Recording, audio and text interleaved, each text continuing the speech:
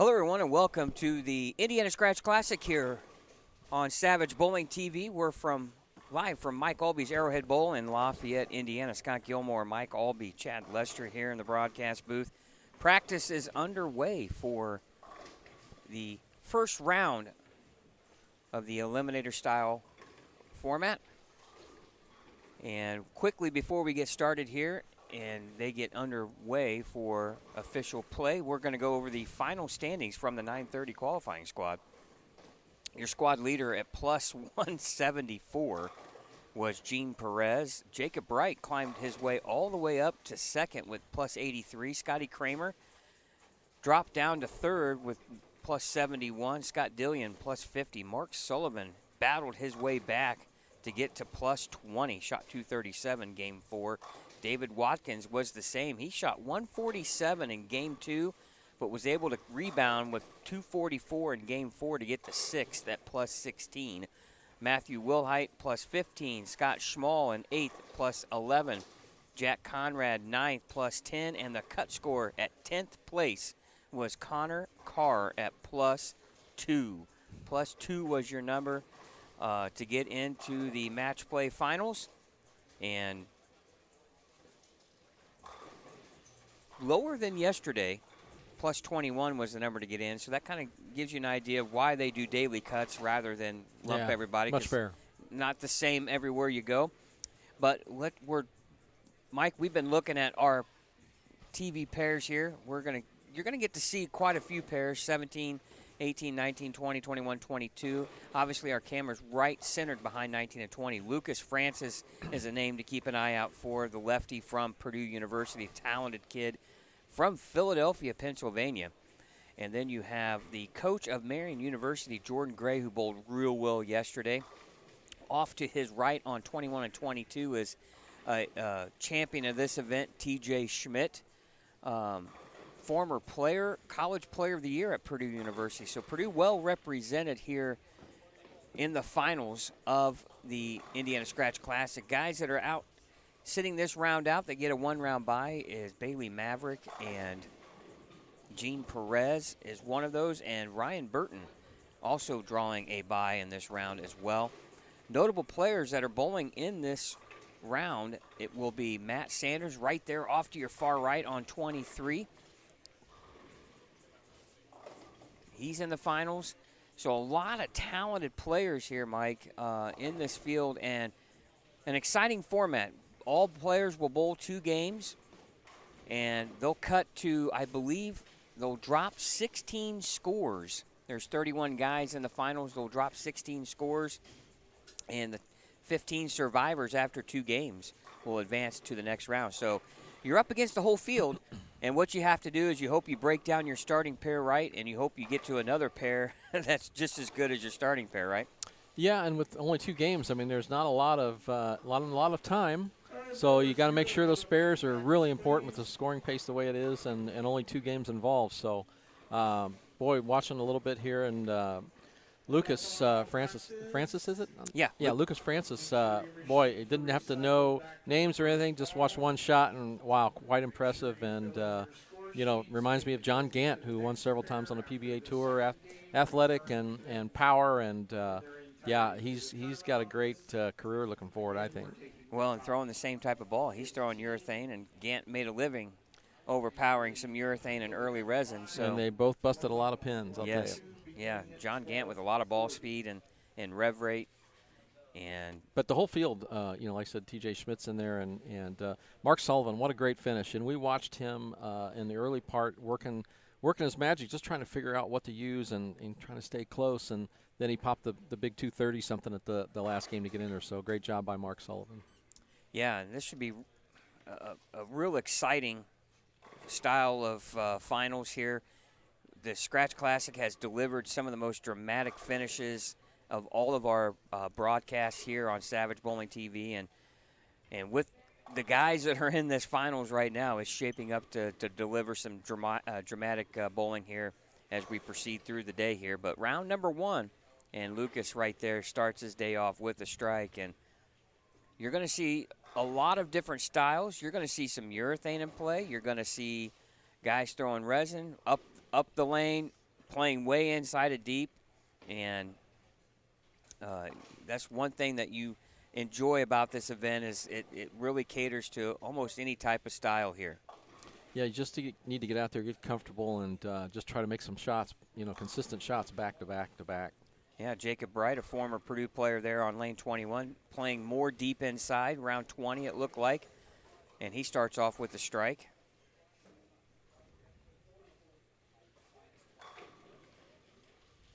And as we talked earlier at the start of the 9:30 a.m. squad, you really want to start off on a good note here as you've practiced your way through on your starting pair. You really feel like you got to get out to a good start.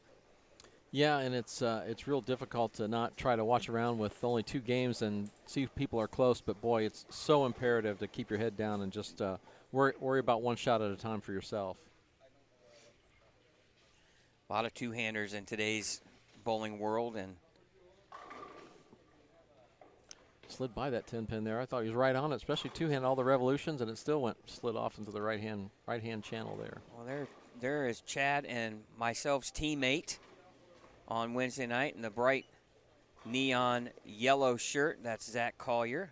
He bowled well in qualifying. He qualified yesterday and decided to bowl again today, and off to a great start there with a nice high flush strike.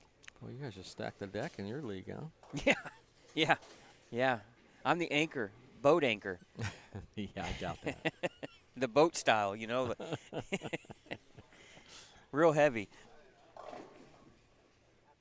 And Scott Dillion here in the fancy pants, we always would say. Scott bowled for Indiana State back in the mid to late 90s. Good solid round this morning. Yeah, Scott's always been a good player. Indiana State back in those days had really talented bowling teams. And Aaron McCormick, our local bowler here, your friend, he bowled for Indiana State. Oh, okay. Of course, they had the school down there for Larry Bird.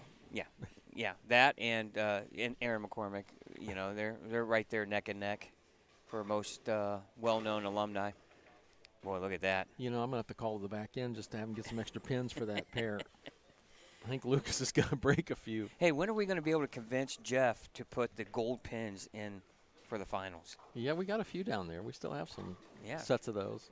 Yeah, I always loved the gold pins back in those days. The only thing with the gold pins, they're just a little more difficult to see. They're almost too dark. Or the best part would have been if they'd have changed the pin curtain back there to make it so it was a little lighter so you could have seen them better. But, yeah, those were great.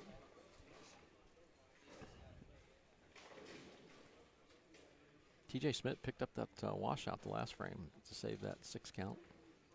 He's playing inside like Jacob Wright is. And that's I couldn't see the corner, but it had that look where it didn't quite finish up good enough, but he threw it well, TJ did. Good Matt shot Sanders, here. Yeah. Oh, he gets off to your right. Looks like he got the messenger there to take the 7 out. So, to be honest with you, fans, we're watching the same thing you are. We are on the TV pair back behind lanes 5 and 6, and this is way down on 19 and 20, obviously, and so we only get to see this right here so we're calling the action from the TV screen as well. We hope you enjoy watching the broadcast. And well, let me commend you and Chad as well, because it just you guys continue to add new little tricks and machinery and electronics, and from where you guys come to now, I mean, it's just phenomenal. And thanks for what you do, because it's just really cool. Well, we appreciate that, and it's a lot of the little things that you don't realize. That I was talking to the president of the Indiana State USBC, Bill Kendall, and I'm like, you don't realize the most expensive elements sometimes are the things that you do to promote your own business, like our backdrop and our mic boxes and things like that. The little things that just add up that you don't quite see as much as you would what you're seeing here out on the lanes. But we enjoy it, and we hope you do too as fans of the sport. And I think anytime you can showcase talented bowlers, I think they enjoy it too as well. So again, if you're watching, feel free to join us in the chat and ask us any questions. If you have any comments or whatever, we'd love to hear from you. Tell us where you're watching from. Someone's already chimed in. They're watching from Valpo. We appreciate that. It's amazing how many times we'll get somebody watching from overseas. They love their bowling outside of the U.S. Lucas there with a spare. Lucas is going to be in that same boat as probably, I'm going to lump him in with Ryan Burton and Gene Perez. If that urethane holds up, they're going to be in play for a while here. And one thing that's really cool is they're down on the high end of the house. After each round, they'll gradually move left to the low end, and for the finals, they'll be right down here on 3, 4, 5, 6, 7, and 8. It goes by fast.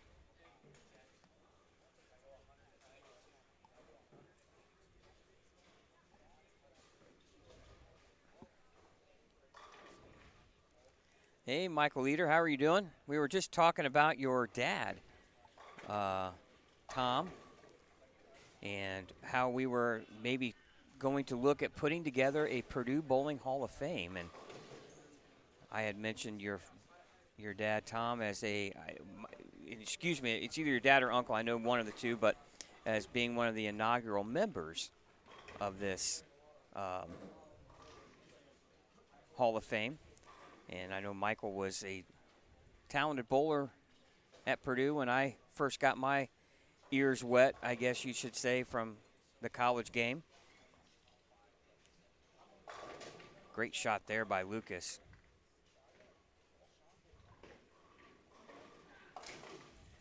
Hey, we got a Monterrey, Mexico. Thanks for watching, Peyton.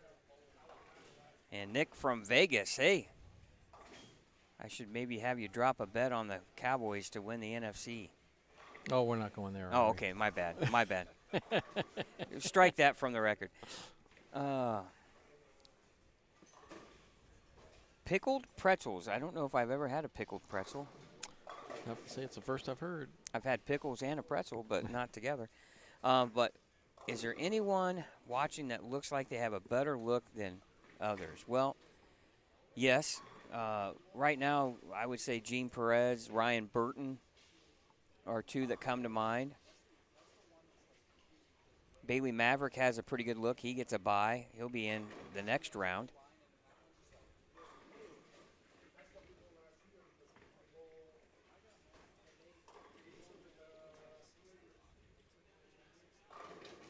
Jordan Gray right there.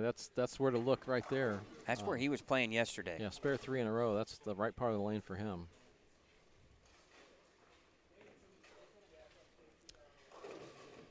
Yeah, sorry, Michael. I thought Tom was your uncle. I couldn't remember. He wasn't on the inaugural team. We're thinking about putting together a Purdue Bowling Hall of Fame. He would be maybe one of my inaugural entrants into that Hall of Fame if we put that together. That's something that we're working with the Purdue team here in Lafayette, and Tom and Terry Clayton and Lucas got that in a little bit held pocket, but kind of a flat 7 there. Wasn't expecting that.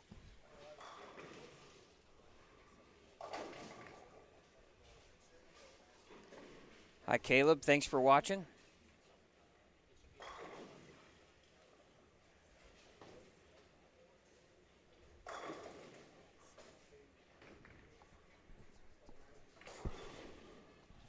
Nice to see everyone chiming in on the chat. We hope you're enjoying watching the telecast here this afternoon. We're just getting underway. Game number 1 of the first round of the Eliminator format finals. Yeah, I think you might have to put some new pins down there in 19 and 20 because Lucas just put a beating on a 7 pin. Loosen them up. Yeah, they're loosening up. Those bellies are getting hit pretty good.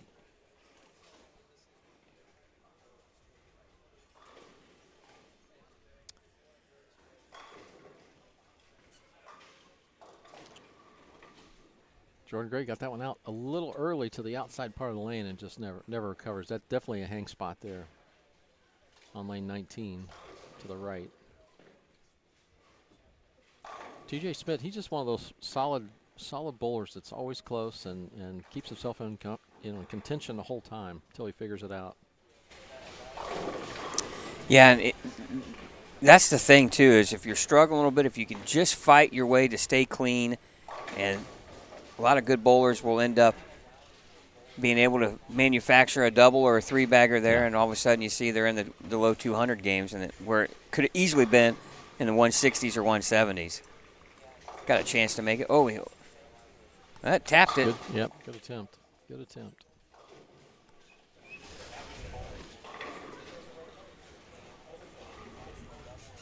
Now Jacob Wright here on lane 21. Oh, solid 10.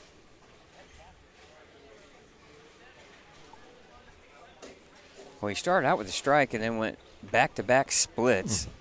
And was looking for a double there, which would have been really useful after your open frames in the second and the third. Yeah, nothing worse than getting them there and then not getting the reward for the strike. Boy, that'll take the wind out of your sails. And I want to thank John Riffle for watching. John, a talented player from up in the region area.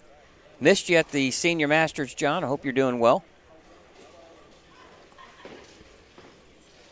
And Jacob, ooh.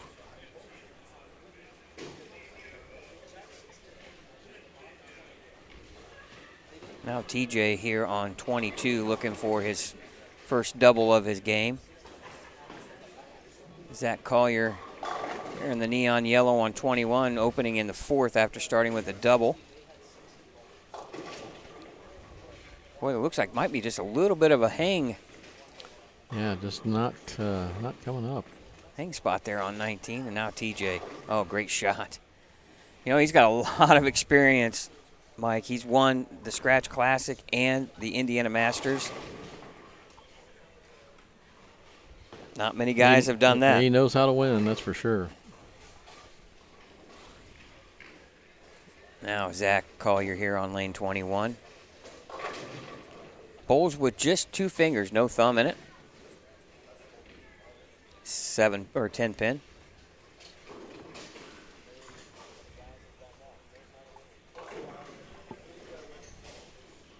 I want to thank our sponsors for the broadcast this weekend, Pinheads Bowling Center and Fishers, Tim Mack's Victory Lane Pro Shops, Big Four Socks, Mike Aulby's Arrowhead Bowl, A1 Automotive, and RT Tour Experience, and also the brands of Brunswick. Make sure you go on Brunswick, Ebonite, Track, Roto Grip, Hammer, Columbia 300. Go on their websites, check out the new releases coming out here soon. Strike there from Jordan Gray.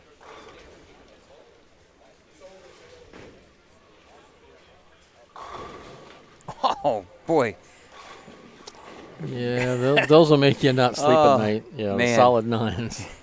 Boy. Especially on this. I mean, you want to get to the pocket, but, boy, getting high flush like that, you shouldn't get the reward for that. Jacob Wright has to be just thinking to himself, what did I do? After 2 opens, he goes strike, solid 10, stone 9.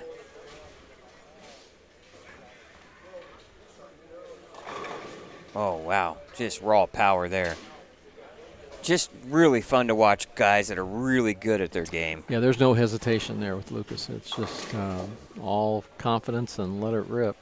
Boy, and Jacob Wright just compounded his issue by flagging the 9-pin. Oh, yeah, and those are ones where you definitely need to take a deep breath and get yourself set before you get back up there, because it's easy to continue to think about that break, and then that's what happened. You get distracted.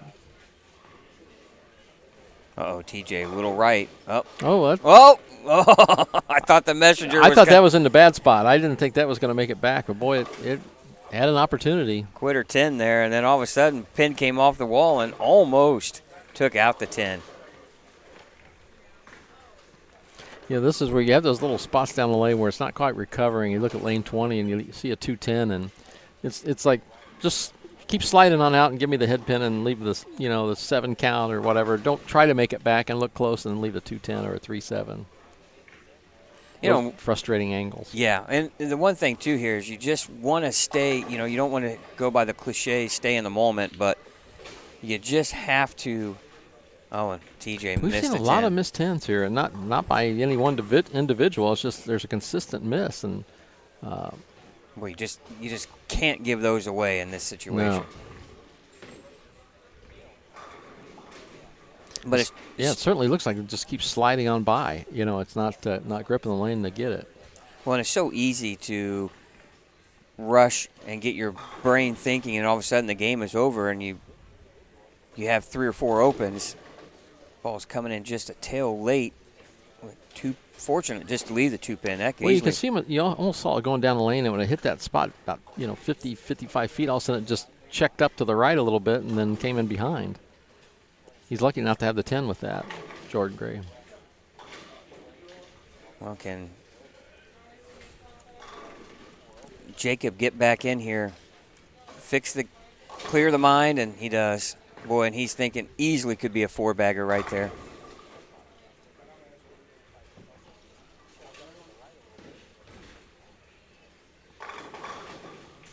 Matt Wilhite with a nice strike. He's got a 3-bagger working on a 240 pace after 7 frames. Whoa! Pin came out of nowhere. That almost had the pin boy look to it. Somebody threw one out there. But he has got some very strong ball speed. Yeah, that's Brandon Coombs.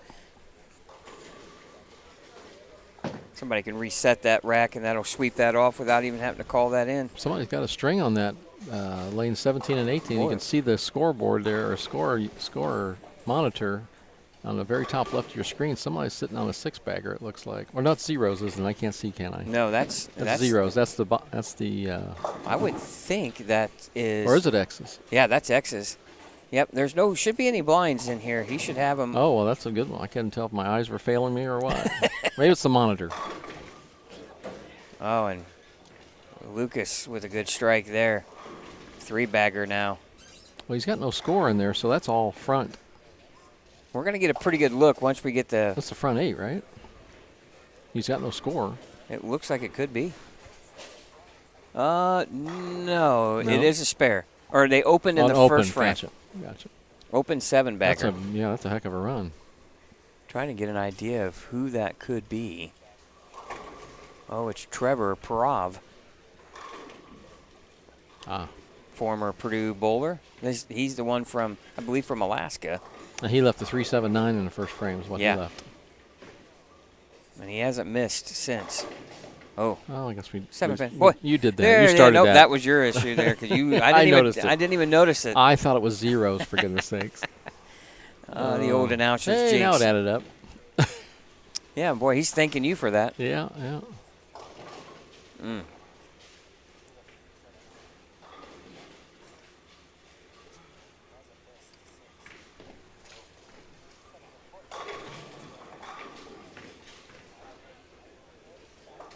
He throws a backup ball at that. You see that? 7-pin. He backs it up.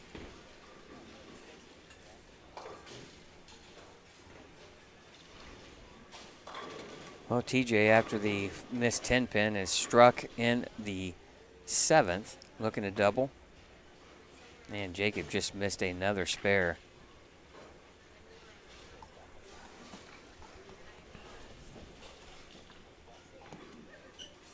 Oh, final. Kansas City can't, or Miami can't beat the Chiefs. They almost did. Almost came back anyway, but late.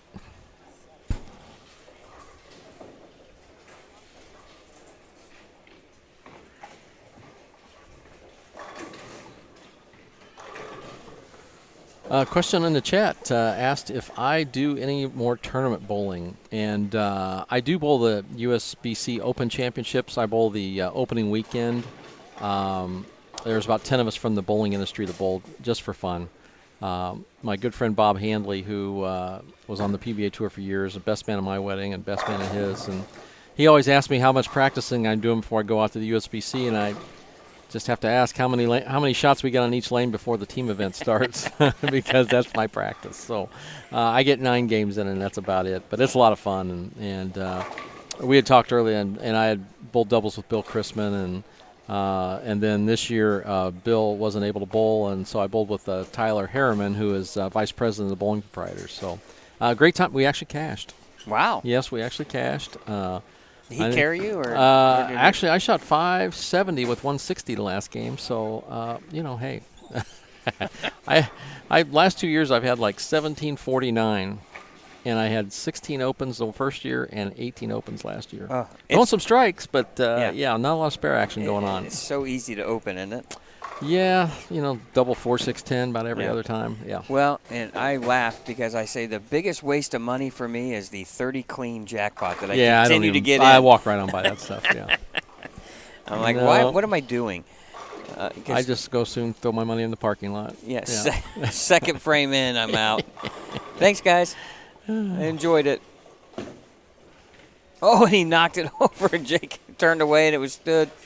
He misses a single pin spare, and then he makes a tough split. Oh, that's when you know you just want to say some words you probably shouldn't out loud. Well, Lucas right after the big 4 in the 9th with a strike there.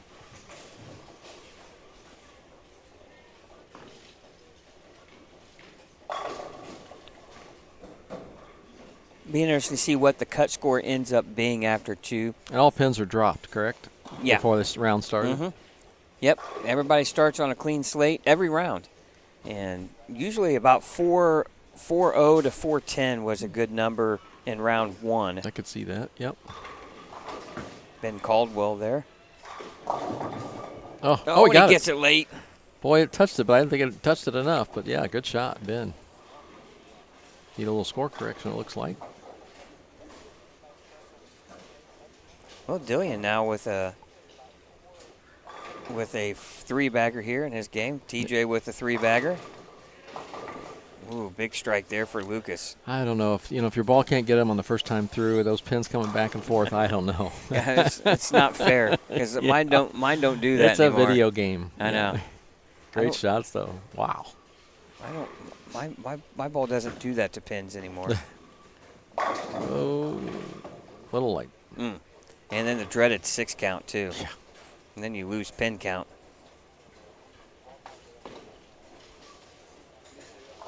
And Ben coming in light, 2-4-8-10.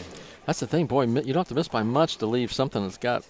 You could drive a truck through between the pins.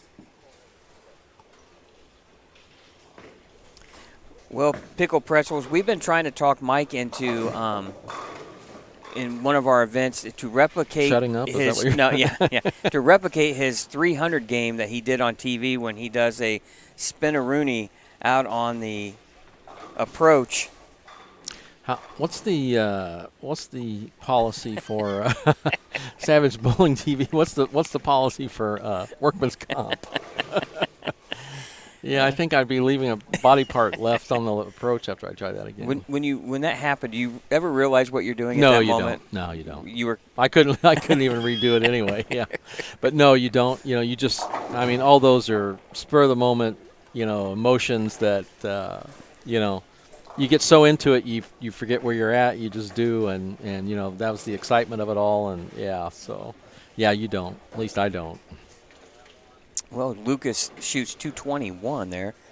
Scott with Dillian looks like he had 227 maybe. Yeah. Mm-hmm. Yep. 2 good games to start down on that pair. And Jordan Gray could strike out for 230, I believe. Yeah. And Matt Sanders with another strike over there. I'm not sure what he has. We can't see his score. He is one solid competitor, Matt Sanders. He likes your house. He likes bowling here. Oh, he cut that one off a little short. Yep. Well, spare here and a good count. He'll be in the 2 teens.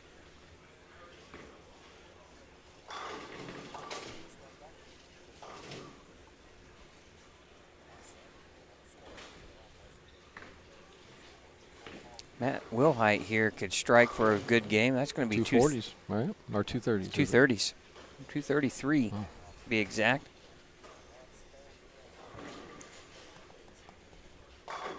Ooh, solid 7, Matt Sanders. Far right, lane 23.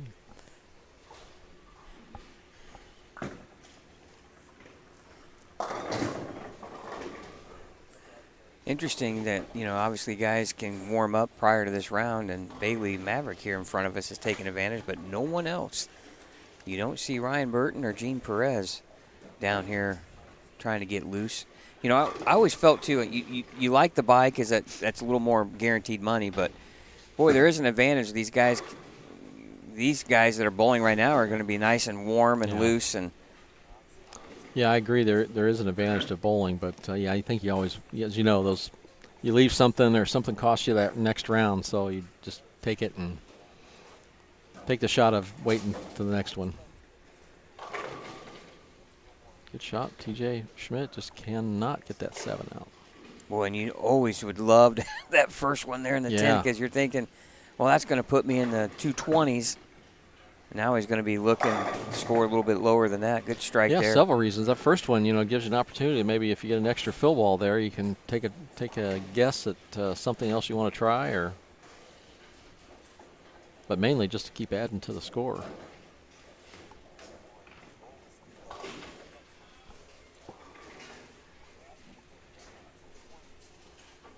All right. Looks like he's going to be somewhere in the 2-0s.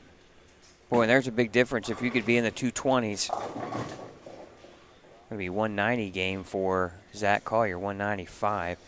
He's going to be looking to improve on that score to get into the next round. I think you're probably going to be somewhere, I'm guessing, in maybe the 4-0s. +5, somewhere in that range, I think it's going to be a good number potentially. And you base that off of qualifying too, but these are the guys that have been able to bowl better for the most part all day than. They have a little bit better idea and understanding what it took. Good scores on that pair, excluding one. You got 2-teen, 220, 220.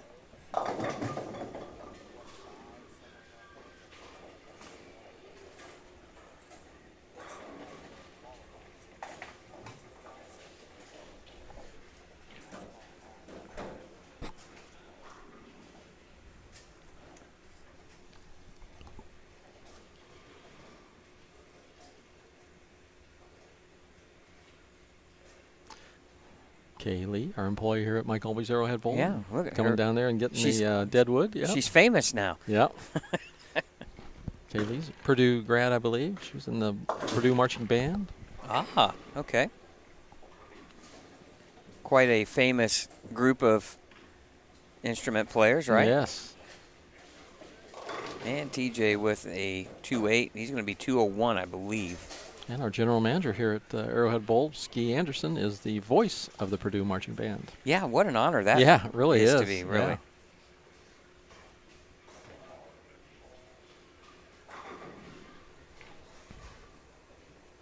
All right, we'll get a look here who's coming down. Scotty Kramer dropping his stuff down on 21 and 2.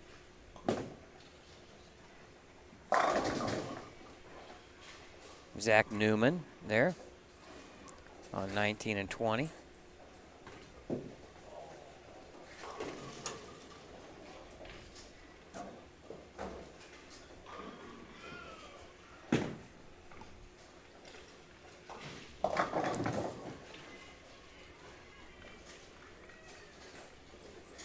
There's Noel Vega.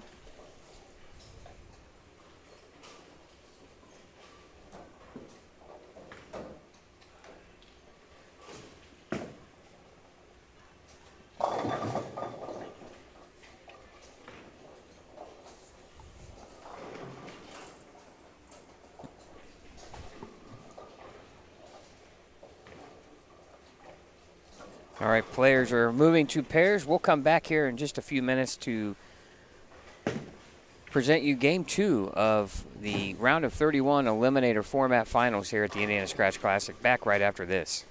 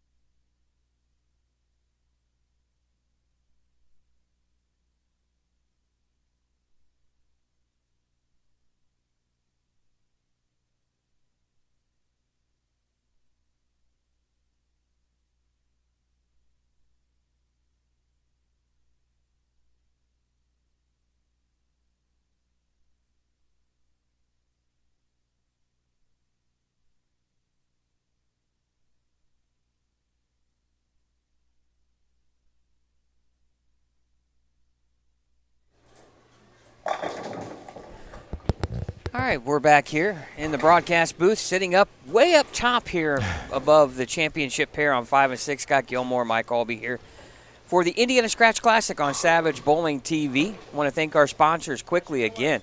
Tim Mack's Victory Lane Pro Shop, Big Four Socks, Pinheads Bowling and Entertainment, Mike Aulby's Arrowhead Bowl RT Tour Experience, A1 Automotive, and obviously the brands of Brunswick. I want to thank Brunswick for all of their contributions to make this broadcast possible. Well, first round, game number 2, looking at who's on the featured pairs here. We got Zach Newman. We've got Cameron Clark. Looks like Aiden Fellows. Scotty Kramer is on 21 and 22. Zach Newman here. We also have Kyle Weedman. Good shot there from Zach. Zach's been bowling a lot more of the regional tour. That's a double for him. Great shots. I believe Zach is from the Wabash area going north, I think, that direction. Cameron with an open there in the second frame. Good break there on 19. Yeah, knocked that 2-pin out of there. Oh, Mark Sullivan there on 17 and 18 with a washout there. We should have scores here soon for game number 1.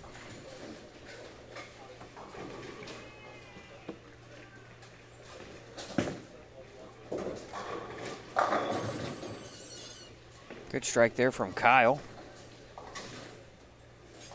Connor Carr, two-hander here on the left side on 22 with a nice strike.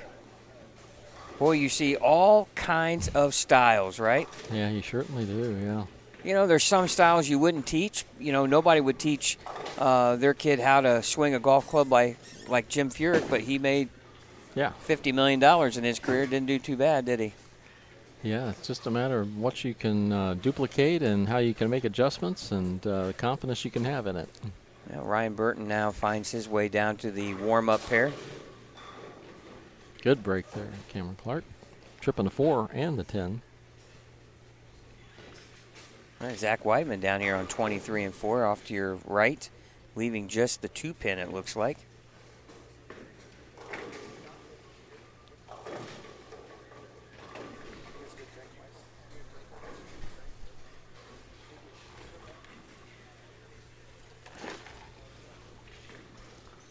Scotty Kramer with a real high backswing there. Ooh. Oh, my. The 3-6-7 split. It's a shocker. He's been pretty well lined up. That one just kind of didn't quite roll up soon enough, leaving the 3-6-7. Well, football doesn't start here. Well, just getting ready to get started here, and at 1 o'clock, top of the hour. Well, now is it really football Sunday till the Cowboys start? No, not really. Oh, boy, it's been a tough go for me for 30 years or so. They haven't won. Is that what it's been? It seems like it, probably. Mr. Vega with a spare there. Oh, Scotty Kramer almost bounced that back out. Yeah, about got that back.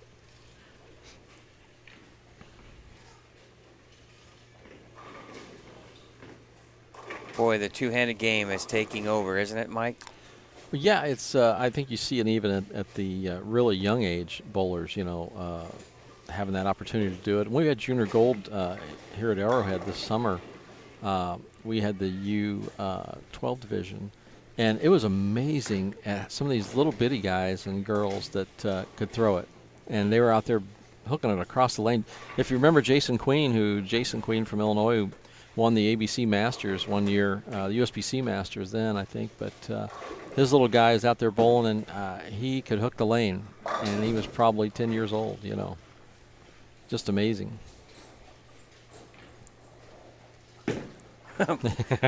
Yeah, I feel Blake here in our chat room said try being a Raiders fan. Yeah, it's been a tough. That's like a Bears fan too. I mean, hey, they've got great items to wear. I mean, their clothing, the Raiders stuff, you can't beat it. But I have to agree with the product on the field currently. It's a little, and recently it's tough to. They've had some great players through there, but boy, they're just tough to get a read on. Well, I'll be pulling for the Raiders today. Aiden O'Connell, former Purdue quarterback, will be getting the start today for the Raiders. So hopefully, Blake, you have a good day as a fan. And at least you probably got to figure they're going to stay in Vegas for a while. Yeah, they're not going to go anywhere. The amount of money that the city spent on that stadium, just insane. The cost of a stadium right now. Boy, billions. And that looks like a pretty cool one out there when you drive by it. I've never been in it, but. Mark Sullivan here off to your left. Oh my goodness. Pocket 8-10. I have a feeling Mark is stuck. He's looking. Yeah, he's looking for something to that. I mean, obviously got the pocket on that one, and I don't know why it didn't just carry, but just didn't quite make that move at the back end. He needed to get the 8 and the 10 out.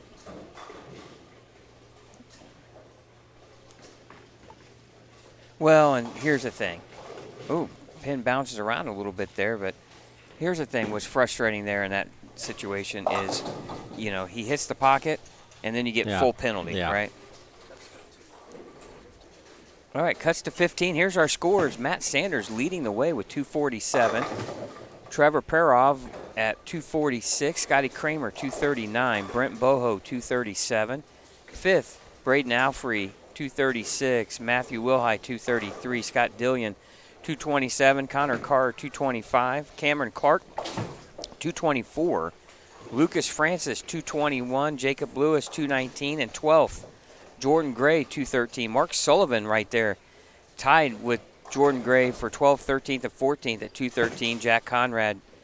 Then Scott Schmall right now is the cut at 203. There's our number. And you got to think, too, sometimes moving to that next pair, that can cause some issues. Just look at Mark Sullivan's couple of shots we've seen. He's washed out and then went the pocket 8-10. So I think the scoring pace shows you, though, that obviously this is the guys that have made the first cut. I mean, middle up seems to be pretty consistent and good solid scores. The lower part of that to make the cut is still around that same number, but the middle up is kind of able to score a little better. Well, we'll get our top 15 scores after this round, and those players will move their way down here to this end of the house. We'll have more pairs in play for you on the TV show. Oh, and a solid 10-pin for Mark Sullivan. Good break there for Kyle Weedman there. Tripped out the 10, just leaving the 2-8. Boy, a lot of hand there for Scotty Kramer. A lot of ball speed, too. Nice conversion there on the 2-4-5. There on lane 19.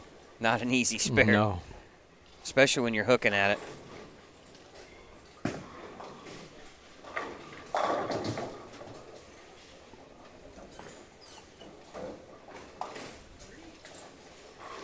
Connor Carr here with a 3-bagger working here on lane 21.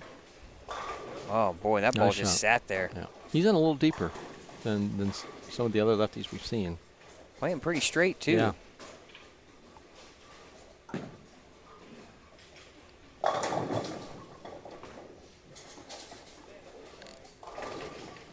Ooh, no. Good strike there. Yeah, gets that to roll off.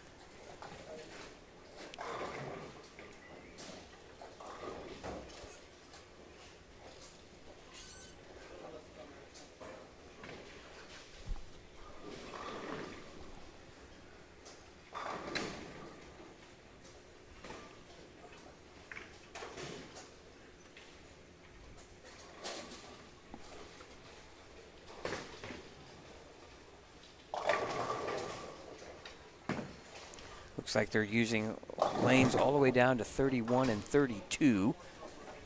17 to 32 on this round. Now Scotty Kramer back on the left lane. Ooh. Oh, great nice break. Taking out the 3-6 there and leaving just a 7.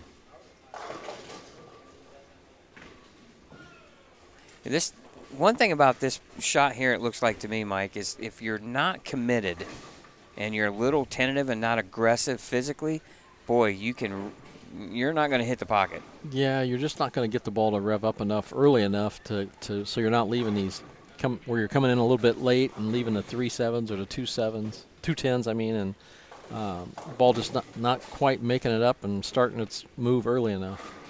Well, But you can obviously get it to start too early too. So yeah. it's a difficult condition, demanding, and it takes good shot making. Well, and here's a big shot I would have to think for Mark Sullivan here. We can't quite see his score yet, but they're in the 5th frame. We know he has at least one open. Oh, good shot there. See, that ball's half pocket, kind of like the 8-10 the last time, but boy, he had the power in that, the 6 and knocked the 10. So good shot by Mark. Just such a solid player and a good human being, that's for sure. Yep.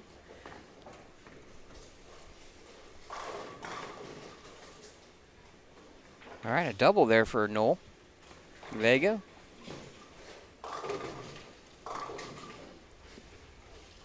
Now Connor Carr here on lane 22 with a 4-bagger working.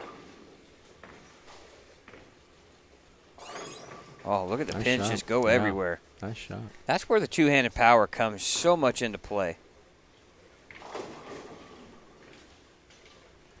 Like he dropped that one on the bottom a little bit there on lane 18. Unusual leave. You don't quite see the 6, 9, 10 very often. Coming in light. You know, maybe maybe a little higher.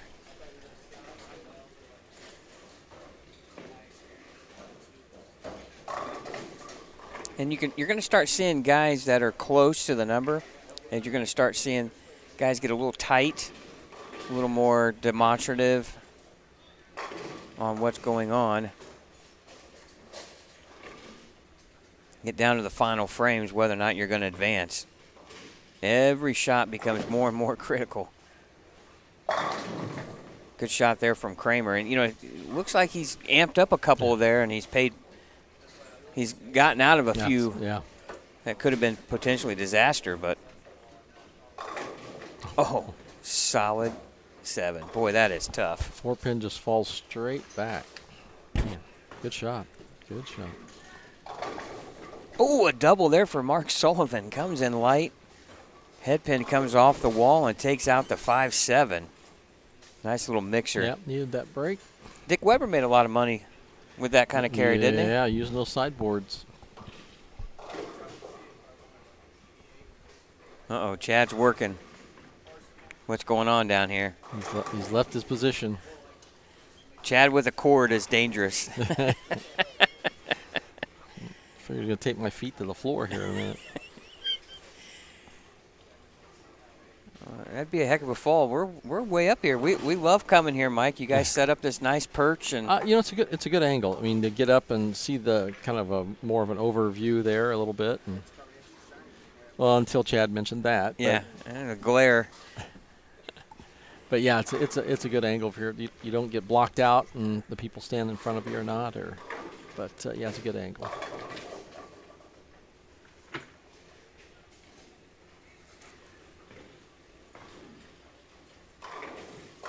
Oh, man. Pretty shot. 6-bagger. Yeah, he is locked. 280 clip. And he's already in plus 25 coming into this game. Big shot here from Noel Vega. Oh, good light mixer. Shot, yeah. Like the reaction. Yeah, he knew that was a big one. That's coming off the 210 split where he just missed the 2-pin. He thought he might have made it.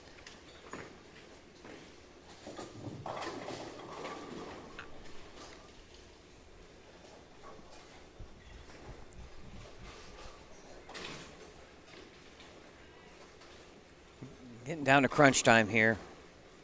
Now Kramer working on a strike. 8th frame here, left lane on 21. It's in. Yeah, I didn't like it. Oh, yeah, no. Big penalty. Come around that one quick and just never got it left. And look, I was going to hold, but boy, now once it hits the back end, you're going to get that. Well, remember, Mike, he came in light a couple of times on that left lane. And that's pretty tough when you don't have a whole lot of room left or right. Boy, it's really hard to get that swing loose like you need it. You don't have the confidence. Your mind's telling you no, no, no, no, and you won't let it out a little bit. But well, you want to steer it, kind of guide it in there, right?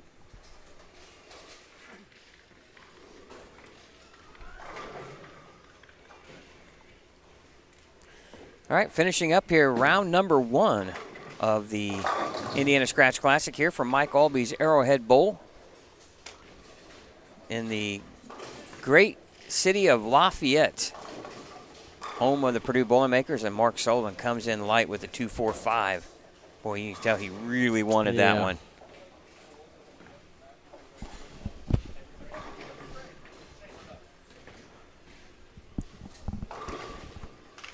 Boy, and these open frames late in the game can really drive you crazy. Not enough time to make up the wood.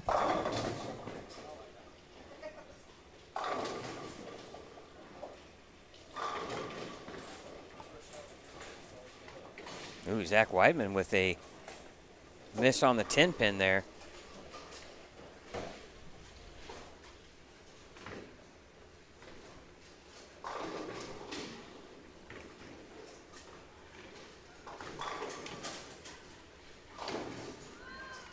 Have to get back the standings here so we can figure out where some of these guys are going into this last game, especially coming off.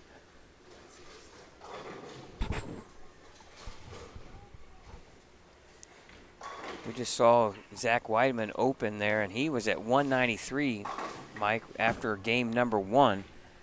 You know, he can't afford to give up too many pins there.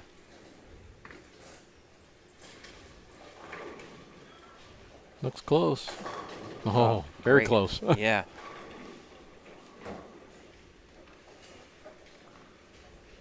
Oh, that's long. Oh, boy. He is all of a sudden, he's in trouble. Yeah. He is in trouble.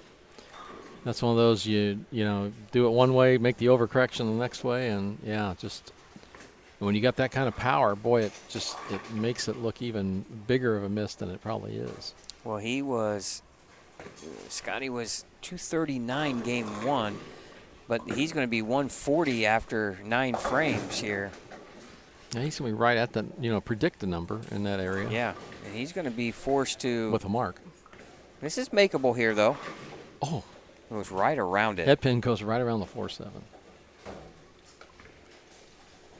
Better look here. Actually, he's in the 130s. Oh, yeah. So he's going to have to double here to keep his total above even here. And that would keep him plus if he could double here in the 10th.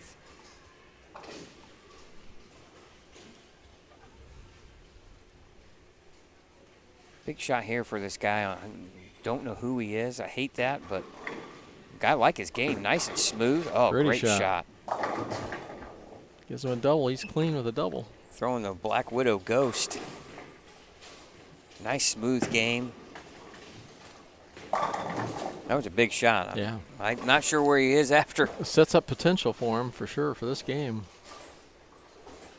I think he's got 230 left.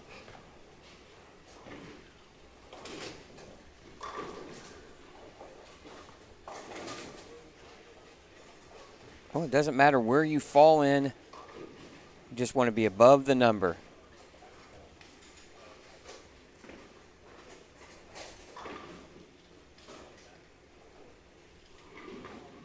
Now a big shot here from Vega. Oh, that's way right. Looked like he. Yeah, right early and just not going to make it back from there. You know, you look at that, it could have been a lot worse. That's a makeable spare. And Noel is. Yeah, Noel is at 182. So that was a big. He's thinking 220s at least.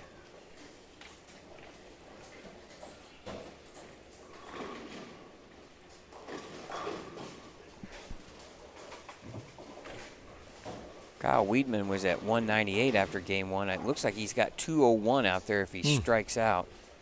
Not sure that's going to be enough. Yeah, that's going to be really, really close. Gene Perez down there ready to go.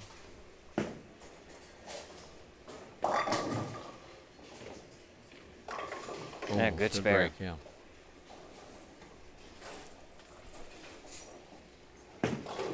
Oh, boy.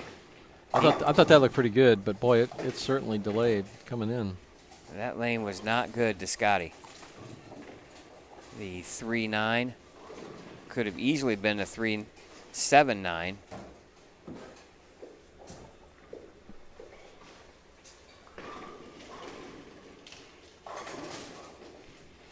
see where. I'm gonna get an idea of where Mark maybe is here. Looks like 1-0 in the 6th. He still has a little 210 game somewhere right around there left. Mark is at. He was 13th with 213. He's probably thinking getting 147. Yeah, that's going to put him out.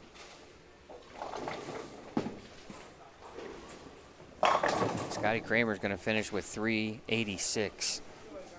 And that ain't going to be enough.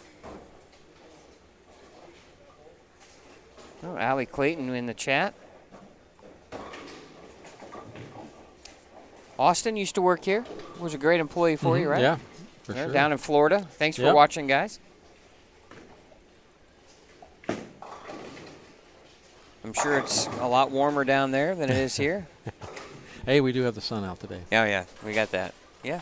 Yeah, it's actually pretty warm here. Yeah, it's supposed to be nice in the out. 60s yeah, today. It's supposed to be pretty nice. Oh, Zach with an open Boy, back-to-back he was right opens. there. Yeah, he was right on that, too. I was surprised. That's going to... Zach struggled game 1. He was only shot 152, so he had to have a huge game to get in.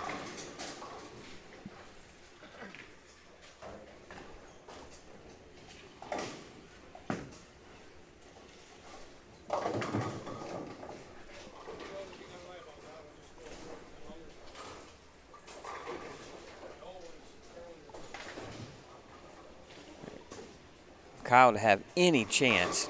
Oh, good shot. That eliminates Kyle. He put it there. Yeah, I don't think -1 would have been enough, but you know what? It would have been. Yeah. It'd have been close. Maybe an outside chance. Yeah, I mean.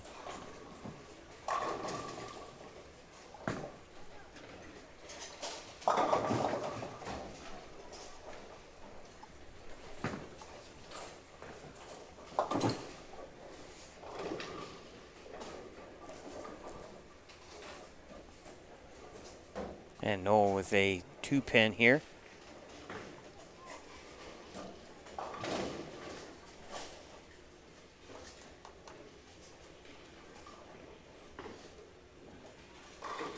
Uh-oh, somebody brought in, we need the police over here.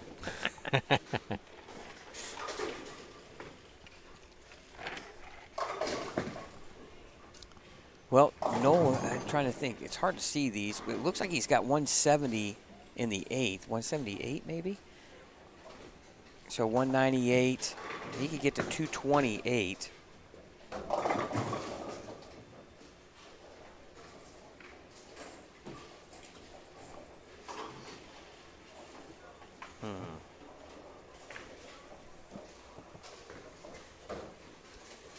And he shot 182. So 228 plus 10. That's going to get him maybe within reach here. Yeah, he passed a few people right here in this area. Well, yeah, he went right around Scotty Kramer. Any type of mark, he goes around Kramer.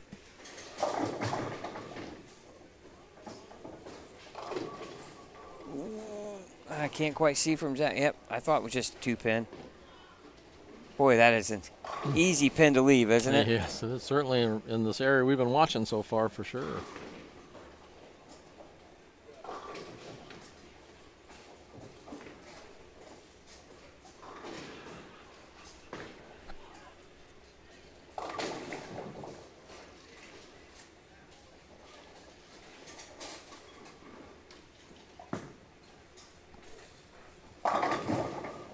Well, we're guessing somewhere around maybe +5, +8, somewhere in that range is what I'm guessing that number is going to be based on the scores. But then when you have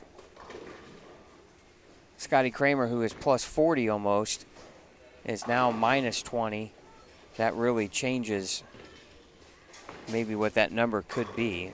And again, you just never know what guys are doing on the higher end of this rotation here. And yeah, because a decent game can bring you way in there from these guys out. that shot 189, 190 game 1, if they shoot 220, then they could go around a lot of guys. So all eyes are going to be on Noel Vega, who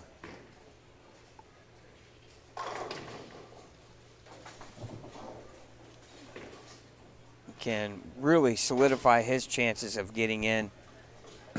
He could be plus 10. I think that would be, if I was a betting man, I would say that would be good.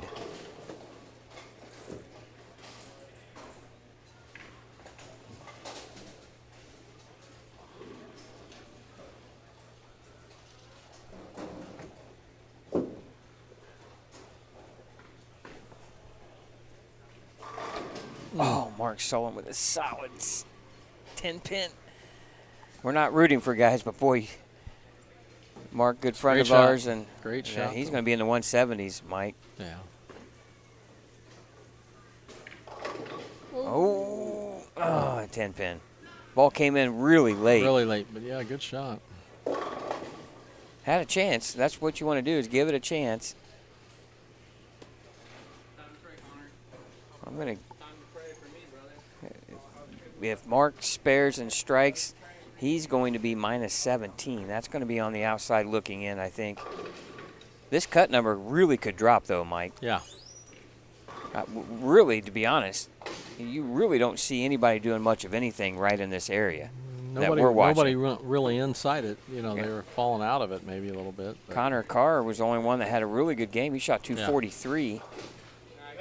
But everybody else just kind of struggling here a little bit.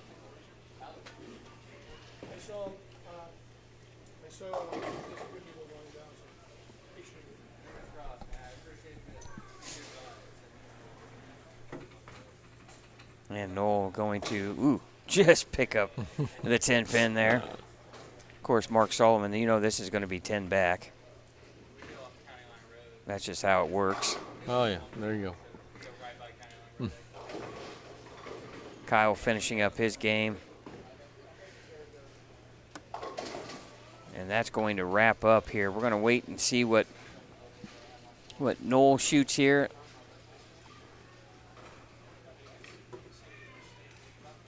Looks like he's going to be somewhere around 211 if he strikes here. And that's going to put him at minus 7 if that's the case. Boy, 228 would have been really good for him the first two to give himself a chance.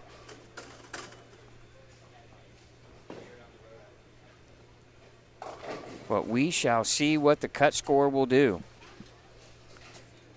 We'll sit tight here for this final shot here from Noel Vega.